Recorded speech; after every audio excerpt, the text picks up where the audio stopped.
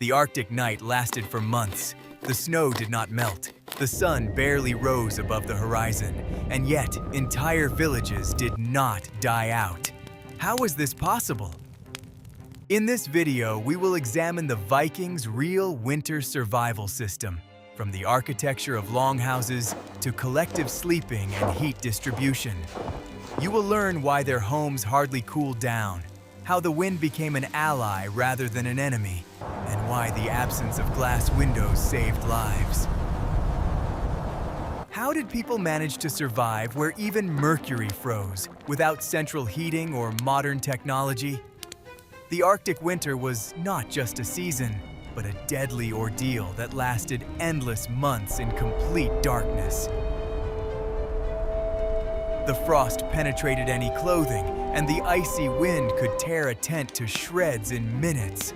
And yet, the Vikings not only survived in this icy hell, but also thrived, building their settlements in the harshest of lands. Their secret was not magic or physical strength, but unique engineering. They created a way of life that turned the deadly cold into a controllable element. Watch the video to the end to find out how the absence of windows saved lives and why smoke in the house was man's best friend. Gently now, place the peat right there so the air can reach it. Aye, that will hold the heat. What if I told you that everything you believed about Viking wooden houses was wrong? We are used to seeing beautiful log cabins made of huge logs standing in the middle of a snow-covered field in movies. But in reality, such a structure in Iceland or Greenland would become an icy tomb for its inhabitants within a week. Wood, for all its virtues, could not provide sufficient insulation against constant storm winds. The Vikings quickly realized that it was useless to fight nature and decided to use the earth itself as their main insulation. The basis of their winter survival was a turf house, which resembled a hill more than the dwellings we are familiar with. The walls were laid out of thick blocks of turf cut from the surface of the earth, along with the grass roots. The thickness of such walls could reach 2 meters, which created an incredibly powerful thermal insulation barrier. Turf, unlike stone or wood, contains many air pockets that retain heat inside. In fact, the Vikings lived inside a thick earthen blanket that did not let in wind or frost. Building such a house required enormous effort and precise calculations. It was necessary to choose the right type of turf. Harder turf with stones was used for the foundation, and soft, fibrous turf was used for the walls. You must align this edge precisely. The blocks were laid in a special way, in a herringbone pattern, so that water would run off them without penetrating the structure. A mistake in laying could cause the wall to simply rot and collapse on the inhabitants. It was an art passed down from generation to generation. Earth walls had another amazing property: thermal inertia. During the day, they slowly accumulated the meager heat from the sun and the internal life of the house. At night, when the temperature outside dropped to critical levels, the walls began to give this heat back to the room. This smoothed out sharp temperature changes and maintained a stable microclimate inside. Even if the fire in the hearth went out, the house cooled down very slowly. Inside such a long house, there was semi-darkness and a specific smell of earth and smoke. The floors were often earthen, compacted to the hardness of stone, which also helped to maintain the temperature of the ground.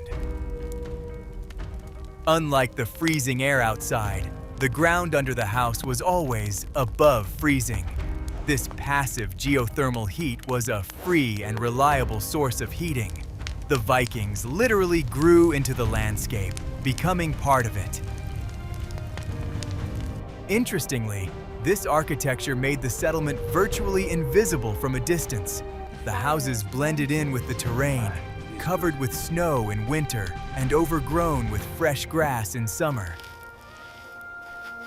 This provided an additional advantage in the event of a sudden attack by enemies from the sea. But the main purpose of the camouflage was still to preserve precious heat. The snow covering the roofs and walls acted as an additional layer of insulation. Turf houses required constant care and repair as the living material settled over time. Every spring, the walls had to be repaired, and sections of the roof damaged by storms had to be replaced. But these efforts paid off handsomely when the next polar night arrived. No other structure could ensure the survival of an entire community in conditions of fuel shortage. It was a triumph of pragmatism over aesthetics. Inside the longhouse, the space was organized as efficiently as possible. Without unnecessary partitions, it was easier to heat a single volume of air with one central heat source. The absence of separate rooms facilitated the circulation of warm air throughout the dwelling. Every cubic meter of space worked to preserve human life. Architecture dictated the way of life, forcing people to stick together. These houses were not just shelters, but complex engineering systems tailored to a specific climate. The Vikings did not try to copy the architecture of southern countries, but created their own unique solution. They understood the physics of heat on an intuitive level, based on centuries of ancestral experience. It was this understanding that allowed them to colonize lands that others considered uninhabitable. We would love to hear your opinion. Could you live in such an earthen house for a winter as an experiment? Write about it in the comments, and don't forget to subscribe to our channel.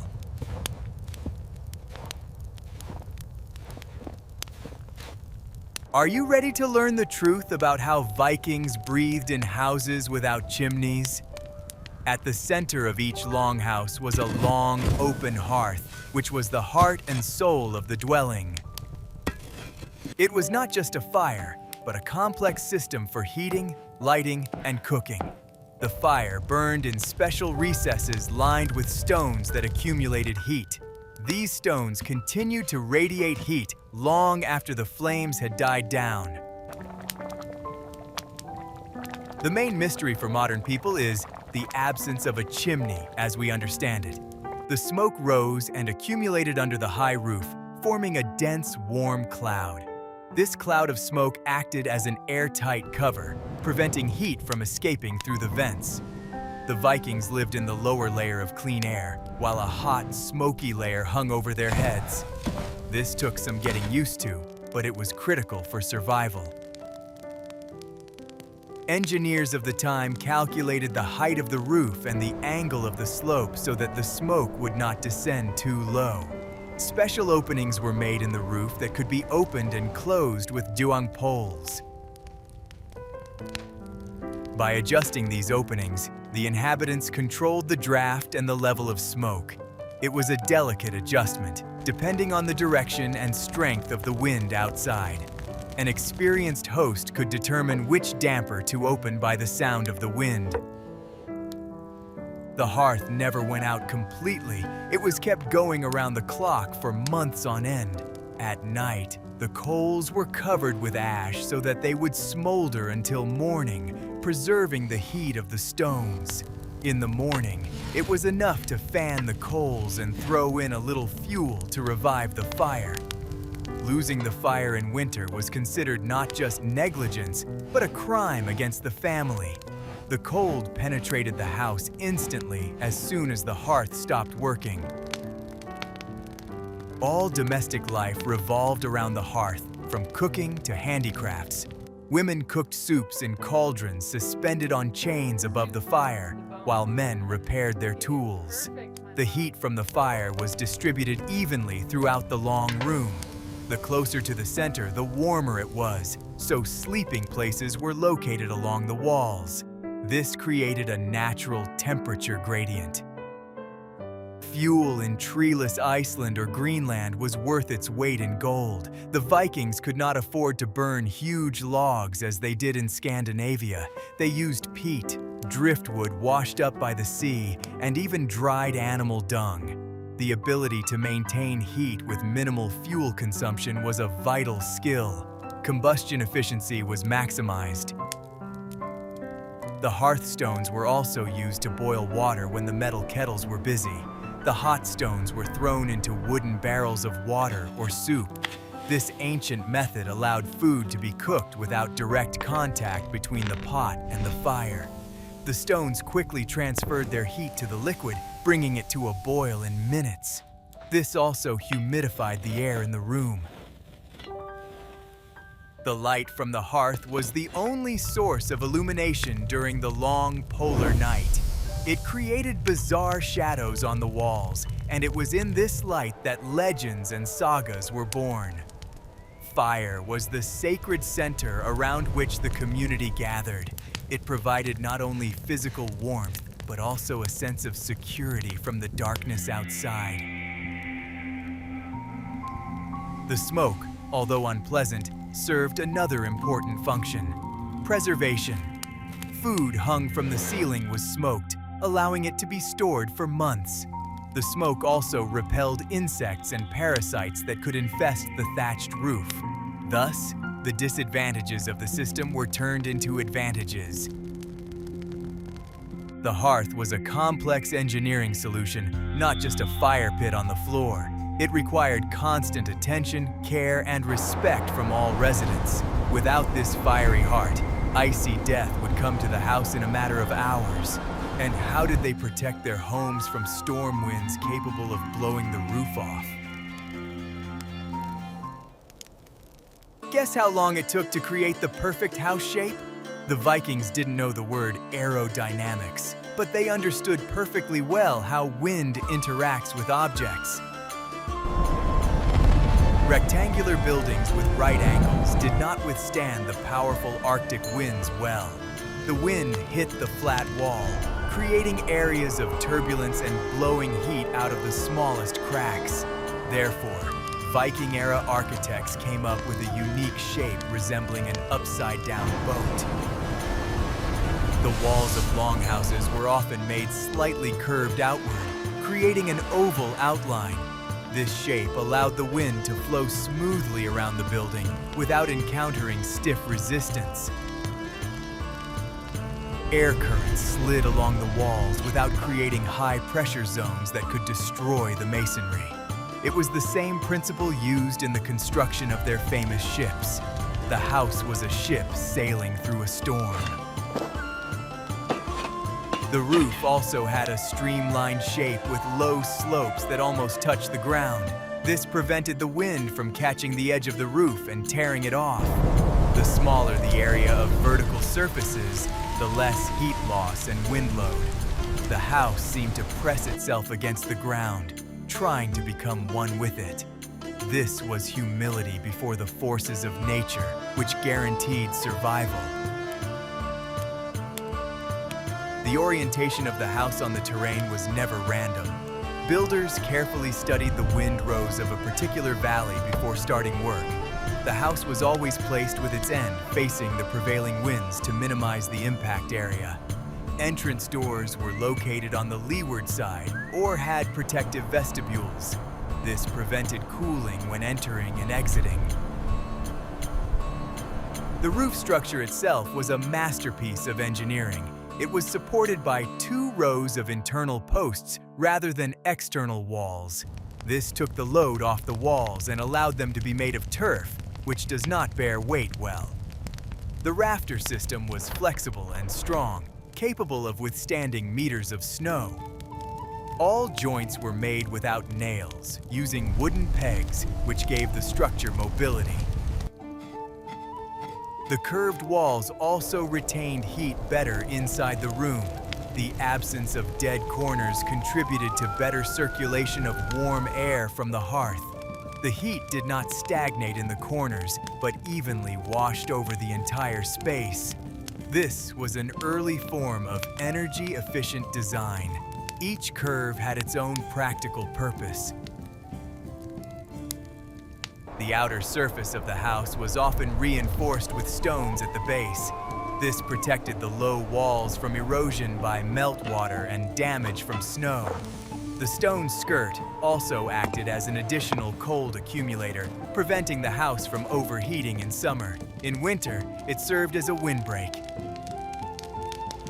The Vikings observed nature and copied forms that had worked for millennia. Hills, boulders, whalebacks, everything in nature has a streamlined shape. They transferred these observations into their architecture, creating a bionic design. Their houses were an organic part of the landscape, not alien objects. See how the wattle holds the dome? Interestingly, this form evolved over centuries, reaching perfection during the era of expansion. Construction experience in Norway was adapted to the conditions of Iceland and Greenland. Craftsmen learned from their mistakes when straight walls collapsed under the pressure of storms. Only those who knew how to adapt and change traditions survived. This aerodynamic form became the hallmark of Viking settlements. It proved its effectiveness by standing for centuries in the harshest conditions on the planet. It was a triumph of form, following function. If you like this approach to history, please like this video.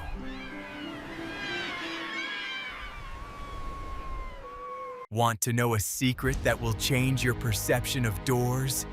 The doorway was the most vulnerable spot in a house's defense against the cold.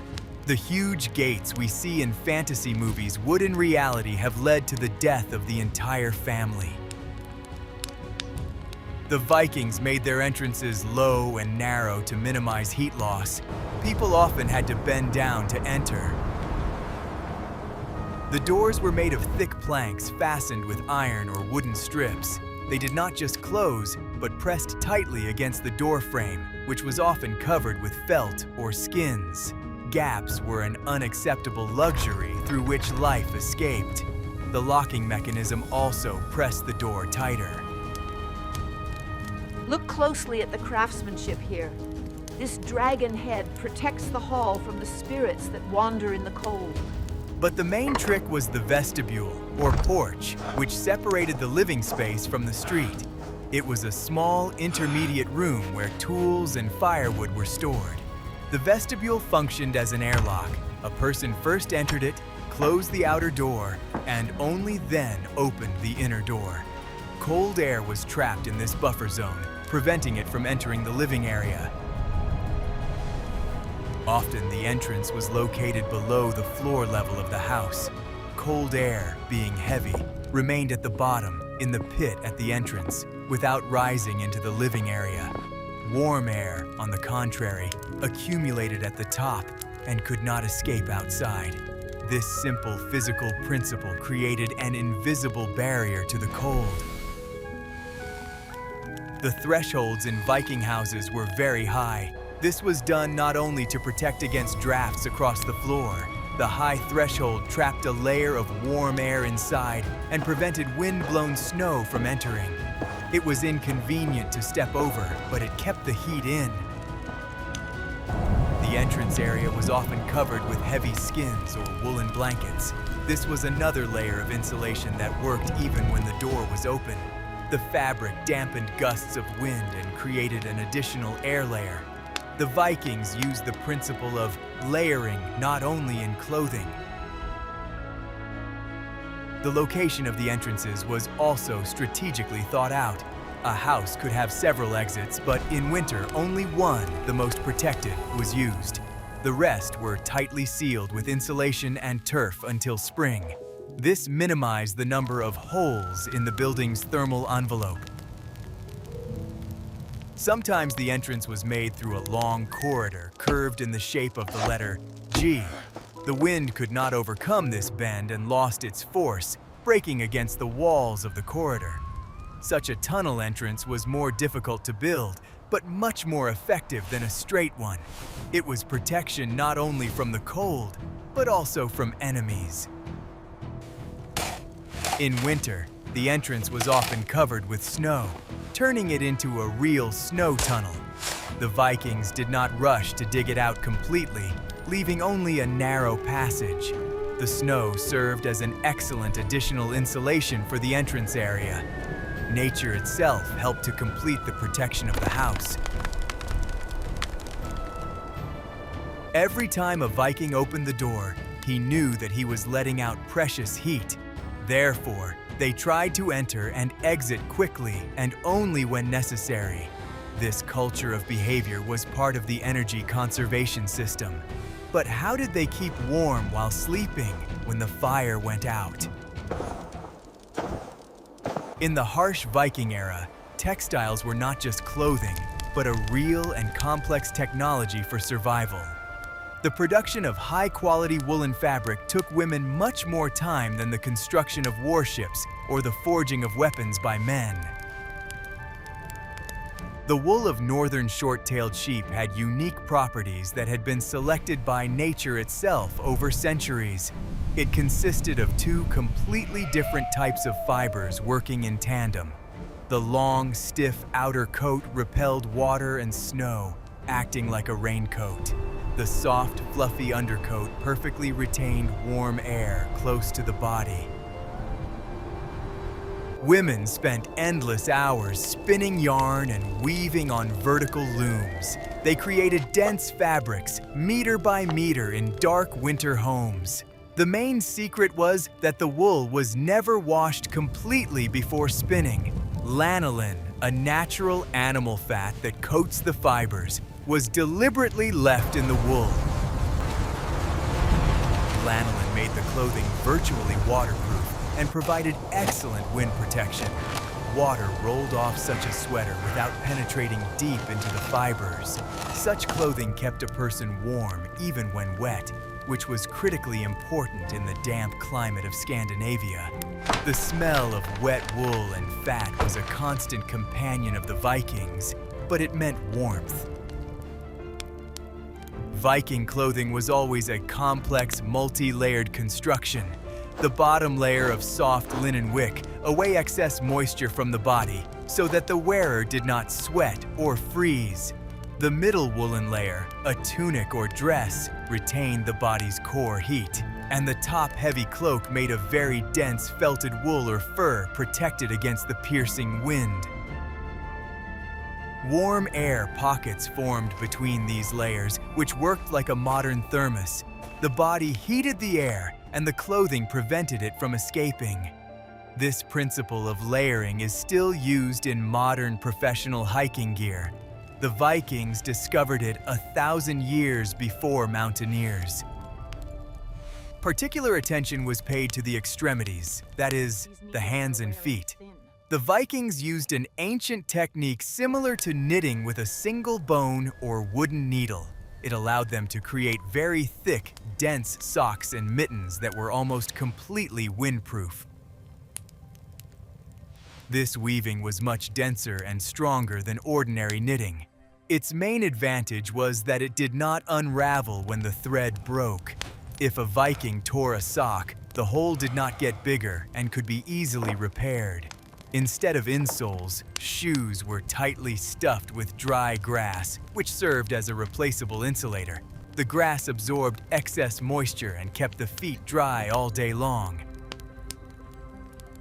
Natural fur was also actively used, but it was more of a status symbol or an important accessory. Sheepskins, expensive fox, marten, or seal fur were used for warm linings. Fur was also often used to trim hoods and sleeves. The thick fur trim around the face created a zone of calm air without wind. This protected the exposed skin of the cheeks and nose from instant frostbite. This simple but ingenious solution saved the eyes from icy needles during a storm. The rich wore sable, while the simple folk were content with sheepskin, but the principle was the same. The fabrics were often specially felted, that is, beaten in hot water for a long time until they became dense felt. Felted wool became so dense that it could not be pierced with a finger. It was completely impervious to even strong sea winds and did not get wet in the rain. The warmest hats and traveling cloaks were sewn from this material. It was a real soft armor against the merciless northern climate. Such a cloak could serve as a blanket, a tent, and protection in battle. It was valued more than silver jewelry. The value of high-quality warm clothing was so high that it was passed down from father to son. Clothes were often stolen during raids, as they were considered excellent loot. A person left without high-quality clothing in winter was doomed to death in a matter of hours. Women's ability to make warm clothes was valued in society as much as men's ability to wield a sword. Women who spun thread and made fabric were the true guardians of the tribe's life. In Iceland, woolen fabric, vadmal, was even used as official currency. It could be used to buy land, livestock, or pay fines. Even during the night, clothing continued to play its protective role. People rarely undressed completely, usually remaining in their linen undergarments and woolen stockings. This allowed them to be prepared for any nighttime surprises, from fire to enemy attacks. In addition, it helped to preserve precious body heat on cold nights when the fire in the hearth burned out. Bedding was also exclusively woolen or fur. Sleeping on bare boards or under thin fabric would have been suicidal. During the most severe frosts and storms, special leather clothing impregnated with fish oil was used. The leather was completely windproof and very tear-resistant. Such suits were worn mainly by hunters and fishermen who had to spend long periods of time in the open wind. It was professional-grade protection that was unavailable and unnecessary for ordinary homebodies. The entire economy of the northern settlements literally depended on hardy sheep and their wool. Without this renewable resource, no thick walls or hot stoves could have saved the Vikings from extinction. Wool was their second skin, perfectly adapted to the conditions of the Arctic. Faster, the wind is rising. Are you ready for the shocking truth about the personal space of the harsh Vikings? It simply did not exist in the form we're used to. In extreme polar cold, solitude was a sure way to freeze quickly. A loner was doomed, so people always stuck together. Just like that. The Vikings slept on wide wooden platforms located along the long walls of the house. These platforms were specially raised half a meter or more above the ground. This was done to avoid contact with the icy earthen floor and drafts. The air was warmer at this height as the heat from the hearth rose upward. Sleep was an exclusively collective activity for the whole family, and even slaves. People slept in tight rows, often 2 or 3 under one large fur blanket. The warmth of one living body warmed another, creating a common, life-saving thermal cocoon. This was not considered shameful, strange, or transgressive. It was pure survival physics, where the human body functioned as a stove. Refusing to sleep next to others was considered prideful and foolish. On the coldest nights, even dogs were allowed to sleep with people. There were also special enclosed sleeping places, similar to large cupboards. They resembled wooden boxes with solid doors built into the wall. Climbing inside and closing the doors tightly behind them, people found themselves in a tiny enclosed space. The warmth of their breath and body quickly heated this small volume of air. It was comfortable and warm to sleep there, even in a completely frozen house. In the morning, when opening the doors, a person would release a cloud of steam. These were a kind of capsule hotels of the Middle Ages. Such bed cupboards were often richly decorated with carvings and were the pride of wealthy owners. Inside, they were lined with a thick layer of dry straw, on top of which skins and soft woolen fabrics were laid. It was a cozy mini-room inside a large, noisy room. It served as a personal refuge, a place to store valuables, and a thermos all at once. For married couples, it was the only place available for any kind of privacy. There, they could whisper secrets or simply take a break from the noise of the community. It's so warm in here. Children always slept huddled together with their parents or older brothers and sisters. The elderly were also placed in the center of the group, where it was warmest and safest. The youngest and most cold-resistant members of the family lay down at the edges of the platform. This living hierarchy of sleep ensured the survival of the most vulnerable members of the clan. During the day, people sat and worked on these wide platforms, tucking their legs under themselves. This was done so as not to touch the cold, hard earthen floor. The platforms were covered with skins and pillows, turning them into long communal couches. The entire life of the family took place on this wooden platform. Here they ate, sewed, repaired nets, and looked after children. It was an area of constant thermal comfort in the house. They only went downstairs to work at the hearth or tend to the livestock. On the coldest winter nights, people could use heated stones from the hearth. Smooth cobblestones were heated in the fire, wrapped in thick cloth to avoid burns, and placed at the feet. Such an improvised heating pad kept the heat for several hours, helping to fall asleep quickly. It was a simple but incredibly effective way to combat the cold. The absence of interior walls between sleeping areas facilitated better circulation of warm air from the central hearth. If the bedrooms had been separate closed rooms, they would have had to be heated separately, which was impossible. The single open space of the longhouse allowed everyone to be heated by one large fire. This saved tons of precious fuel during the long winter. The psychologically forced closeness also helped people survive the dark winter. The feeling of a shoulder, the sound of the breathing of people sleeping nearby gave a deep sense of security. In the roaring darkness of the Arctic night, loneliness was much more frightening than any cramped space.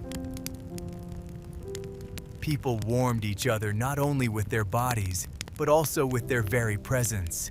The thought that you were not alone in the face of the icy abyss was reassuring. Fear of night spirits receded when the whole family was snoring nearby. This ancient system of collective sleep was only destroyed with the advent of new architectural fashions and climate warming. But in the harsh Viking era, it was this system that allowed them to wake up alive every frosty morning. And how did they heat their homes in places where there were no forests at all?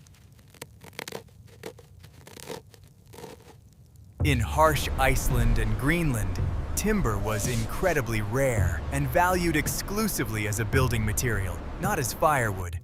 Trees grew poorly there, crooked and short, so burning good, imported wood was considered sheer madness. Logs were saved for building ships and supporting the roofs of longhouses, because without a roof, survival was impossible. Therefore, the Vikings were forced to turn their attention to the ground itself in search of affordable energy. The main fuel for hearths was peat, which lay in abundance underfoot. It was the remains of moss and marsh plants compressed over centuries, which could be found in any lowland area. Peat extraction was hard and dirty summer work for the whole community. Men cut it with special sharp shovels, extracting wet black bricks from the ground. These pieces then had to be thoroughly dried by stacking them high in the wind. Wet peat refused to burn, producing only thick, acrid smoke that made your eyes water. The drying process was critical, as the quality of the fuel determined whether the community would survive the winter. The family had to prepare thousands of such bricks to ensure they could survive the long months of cold weather. Peat produced an even, hot, and very stable fire in the hearth, which could smolder for an incredibly long time. Unlike dry wood, it did not flare up brightly or shoot sparks, but provided stable heat. This type of combustion was ideal for heating dugouts with their thick walls. The smell of burning peat was distinctive, sour, and heavy, permeating everything around it. But for the Vikings, this smell became the familiar smell of home, safety, and cozy warmth. In addition to peat, the resourceful Northerners used absolutely everything that could burn in their barren land. Driftwood washed ashore by storms was extremely valuable. This wood, saturated with sea salt, burned with a bright, almost mystical flame with multicolored sparks. The bones of large animals, rich in bone marrow and fat, were also often used for fuel. They burned hot, providing the high temperatures needed for blacksmithing or cooking food. It was a completely waste-free production, where the death of one creature provided warmth to another. Nothing was thrown away if even a drop of energy could be extracted from it. Dried livestock manure was another important and renewable source of energy. It was carefully collected in pens, formed into flat cakes, and dried directly on the stone walls of houses. It burned slowly like smoldering coal and provided a lot of steady heat for heating. This may seem unpleasant and wild to a modern city dweller, but for ancient people, it was a valuable resource that kept them from freezing to death. Disgust gave way in the face of deadly cold. The fat of marine animals such as seals and whales was actively used in stone lamps. Shallow saucers with moss wicks floating in the oil provided dim light and a little warmth. Several such lamps placed around the house could significantly raise the temperature in a small room. This was light obtained by hunters in the icy sea at great risk. Fuel economy was elevated to an absolute cult and strictly controlled by elders. Fire was never lit just for the sake of beauty or entertainment. Every log of driftwood, every piece of peat had its specific purpose. Fires were lit only to cook food or warm the house before bedtime. From an early age, children learned to cherish fire as the greatest treasure. Even the ashes left after combustion were never thrown away. It was used as an excellent insulator, covering floors or interfloor slabs for warmth. It also served as a universal cleaning agent and fertilizer for meager vegetable gardens. The Vikings knew how to get the most out of everything that the harsh nature gave them. Fuel preparation was not a personal matter, but a collective responsibility of all the inhabitants of the farmstead. If one family was unable to prepare enough peat due to illness, their neighbors would definitely help them. Freezing to death because of one person's laziness was a disgrace to the entire community and a threat to everyone. Mutual assistance was the main fuel for social survival in the North. The ability to find hidden energy in the treeless tundra was one of the main skills of the colonists. They looked under their feet and saw life-saving warmth where others saw only mud. Without this knowledge, the settlement of the North would have been impossible. Food in winter not only served to satisfy hunger, but also worked as a powerful internal heater. The Vikings understood perfectly well that the body needs a tremendous amount of calories to combat the bitter cold. Their winter diet was incredibly fatty, heavy, and rich. The basis of their diet was livestock meat, fatty sea fish, butter, and various dairy products. Food preparation began long before the first snowfall at the end of the short summer. Meat was dried in the cold wind until it was rock hard, smoked in the acrid smoke of the hearth, and salted in barrels. A special delicacy and a real lifesaver was fermented meat, such as the famous polar shark or stingray. The fermentation process allowed the product to remain edible for months without the use of expensive salt and cellars. Butter and hard cheese were produced in huge quantities, amounting to tons per family. Traditional sour milk, known as skyr, was stored in large wooden vats throughout the winter. It was the main and most accessible source of protein for peasants. These foods provided thick, heavy energy that was slowly released into the body. Fatty foods warmed people from the inside during long hours of work in the cold. Hot food was mandatory and was served strictly on schedule. Soups made from meat, barley, and dried herbs were constantly cooked in a large cauldron. Each family member received a bowl of hot, thick soup in the morning and evening. This helped to quickly raise body temperature after sleep or being outside and maintain strength. Fish oil was drunk in mugs not as a nasty medicine, but as a complete meal. It was pure energy, absolutely necessary for immunity and thermoregulation of the body. The Vikings intuitively felt an acute need for the vitamins contained in fat and offal. Without this source of vitamin D, it would have been impossible to survive the polar night. Alcohol, in the form of thick ale or sweet mead, was also present on the tables. But it was not drunk to keep warm, as is a dangerous myth, but as a source of enormous calories from grain. Winter feasts were an important part of survival, allowing people to eat their fill on the darkest days of the year. The acute shortage of fresh vegetables was compensated for by large stocks of dried forest berries, seaweed, and herbs.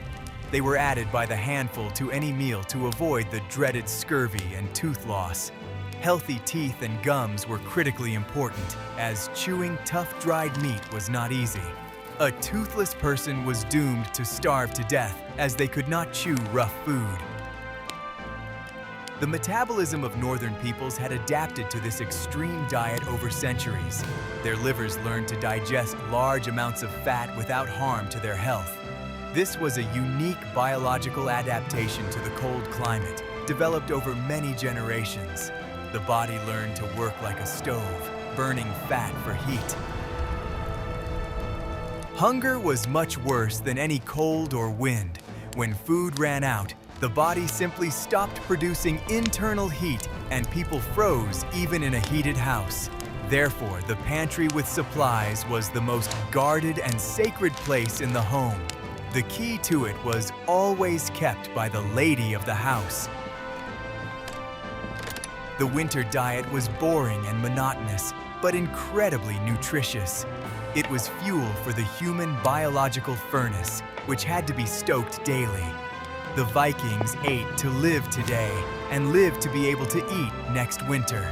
The circle of life revolved around the cauldron of food.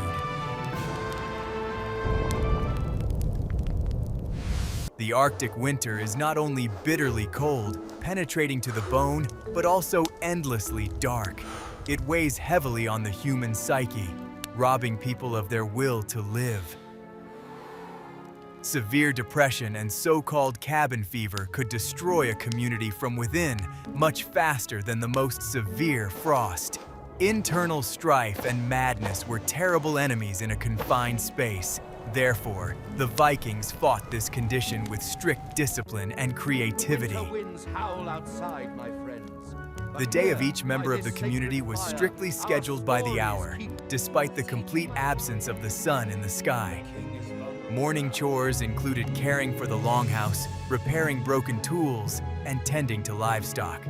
Women were busy weaving, turning wool into thread, and preparing long meals. Constant activity saved people from sticky gloom and dark thoughts. Hard physical labor was the best cure for madness. Evenings were sacred times for stories and collective memory. Experienced skalds and simply wise old men would sit by the fire and tell sagas about mighty gods and heroes. They told tales of distant lands and dangerous voyages, capturing the imagination of their listeners. This was not entertainment in the modern sense of the word. It was an important transmission of cultural code. People lived in a vivid world of images, escaping from the gray and cramped reality. Simple crafts were transformed into true high art during these months. During long evenings, men carved intricate patterns into wood and bone with knives. Women embroidered complex magical patterns onto clothing, putting meaning into every stitch. Creating beauty in everyday objects was a direct challenge to the impenetrable darkness outside the window. It was a proud affirmation of life, order, and human craftsmanship. Active games and competitions inside the house helped to release pent-up physical energy. Men wrestled to stretch their muscles and test their strength without malice. Board strategy games such as Anafataful occupied minds for hours on end. Verbal duels and riddles allowed wit to shine. Aggression was redirected into peaceful and competitive channels, preventing quarrels from breaking out. Major holidays, such as the famous Yule, were the emotional culmination of winter. They broke the unbearable monotony of darkness with bright flashes of noisy feasts and rituals. Tables groaned with meat and ale flowed freely, bringing joy to weary people. These holidays served as bright beacons in the endless flow of time. People counted the days until they arrived, longing to live to see the light and merriment. Ancient religious rituals gave people hope and meaning in life. Regular sacrifices to the gods and ancestral spirits created the necessary illusion of control over the raging elements. People believed that their gifts would calm the storm and protect their homes from evil. They were convinced that if everything was done correctly, the sun would surely return to the sky. Faith was the anchor that kept them steady in the storm. The incredible cramped conditions of the home forced people to learn subtle diplomacy and patience. The ability to nip conflicts in the bud was a vital skill for everyone. Any quarrel could destroy the fragile peace on which everyone's survival depended. Being expelled from the house in winter was tantamount to a painful death sentence. Therefore, people clung to the community and tried to be tolerant. Mental resilience was trained from early childhood. Young children saw adults calmly and without hysterics endure hardships and deprivation. They adopted this stoic behavior, understanding that tears would not help them stay warm. Complaining about the weather or fate was pointless and completely unacceptable in their culture. Silence and restraint were signs of strength. The Vikings conquered winter, not only with thick walls and hot fires, but also with the strength of their spirit.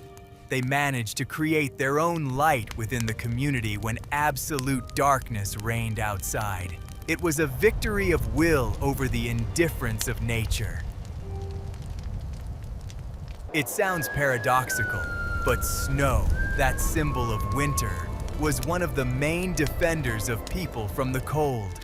The Vikings did not rush to clear the huge snowdrifts around their houses down to the ground, as we do. On the contrary, they allowed the snow to cover their houses almost to the roof. They welcomed the snowdrifts as a warm blanket for their homes.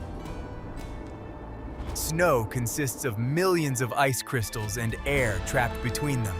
This structure makes it an excellent natural insulator, free and accessible.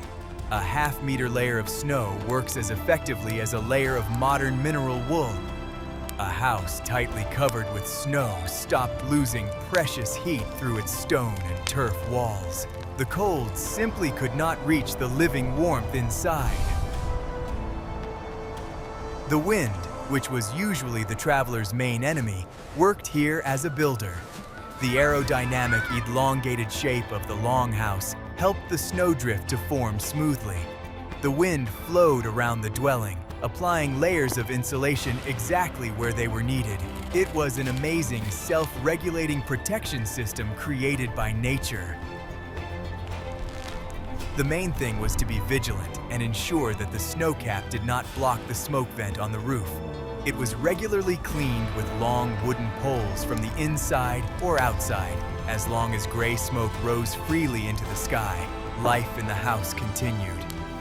A blocked chimney meant death from smoke inhalation, so there was a constant watch. Dense snow blocks were used to build temporary shelters and windbreaks for livestock. The Vikings knew how to build with snow, like the Eskimos, although they preferred their reliable turf houses. But the skill of quickly building a snow hut could save a hunter's life in a sudden blizzard. It was an emergency skill passed down from generation to generation. Snow also successfully solved the problem of fresh water sources. In winter, natural springs could freeze to the bottom or be buried under snowdrifts. Melting clean snow in a cauldron was much easier than chipping away at a meter of ice on the river every day. Large cauldrons of melted water stood by the fire constantly. The bright white color of the snow reflected the dim light of the moon and stars, enhancing the glow of the northern lights. The snow cover made the polar nights not so hopelessly black. The world became brighter, helping people navigate the terrain. This ghostly light helped them not to go mad from the darkness that pressed in on them from all sides. When spring finally arrived, the melting snow provided life-giving moisture to the turf walls. The water soaked into the roots, allowing the grass on the roof and walls to grow again. This eternal cycle of renewal strengthened the structure of the house year after year. The winter snow nourished the summer walls, which would once again protect against the snow. The Vikings did not fear deep snow. They respected it and used it to their advantage. They understood that fighting the elements head-on was foolish and futile. The wisdom lay in using the crushing force of nature to their advantage. It was an alliance with the weather, not a war. Thus, layer upon layer, stone, turf, wood, wool, and finally snow, impenetrable armor was created. This multi-layered shell preserved the fragile spark of human life at the very edge of the inhabited world. The story of the Vikings' survival is a lesson in incredible adaptation and engineering ingenuity. They did not have modern materials, but they had a deep understanding of nature. Their homes, clothing, and way of life were perfectly attuned to the harsh rhythms of the Arctic. They proved that humans can live anywhere if they are willing to learn from their surroundings rather than fight against them. Which of their survival methods did you find most ingenious or unexpected? Would you like to see a video about how the Vikings built their ships without a single blueprint?